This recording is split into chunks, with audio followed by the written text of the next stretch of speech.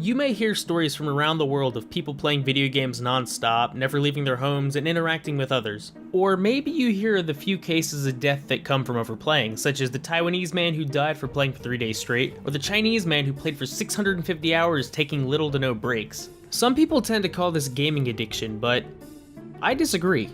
Before we look into the concept of gaming addiction as a whole, we first have to look into what exactly addiction is. According to Psychology Today, addiction is a condition that results when a person ingests a substance or engages in an activity that can be pleasurable, but the continuation of which becomes compulsive and interferes with ordinary responsibilities and concerns, such as work, relationships, or health. Through this definition, we can gather that gaming obviously falls under the activity category, seeing as no one goes around smoking weed. Huh? Anybody? Up here? No? Yeah, I didn't think so. Studies will look at the amount of time a game is played to kind of test to see if a person is addicted to playing them. As a number of you can tell, that's not necessarily the case. I have friends who end up racking up thousands of hours in games like League of Legends, and as far as I know, they're not addicted.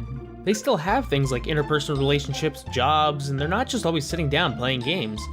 Games have reached a point in time where a number of them are becoming sports. And how do you train for a sport? By participating in said sport to get better at it.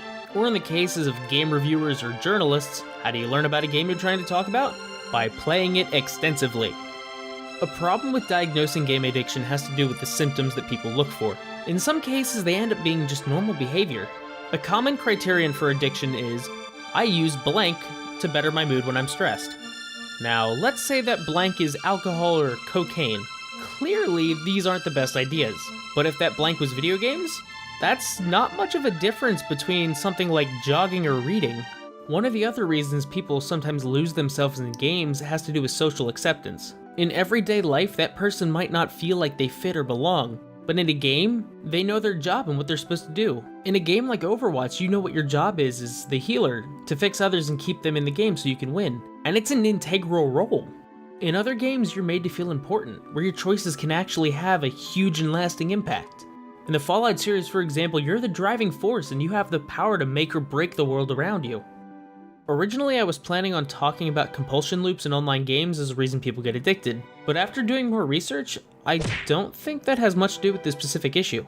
Where a compulsion loop is a more technical way to continuously have someone play, more often than not, the reason people keep playing seems to vary from person to person. Both James from Extra Credits and Austin from Shoddycast told their own stories of their experiences with game compulsion, and in their cases, it wasn't necessarily the games making them play. And during this week off, I played over 100 hours of video games. Most of the time, I didn't even think about it. I just sat down, turned on Dark Souls, or the worst of them, Civ 5, and just played for hours. I wasn't really having fun, it was just something I was doing. The video games didn't make me depressed, but they weren't exactly making me feel better.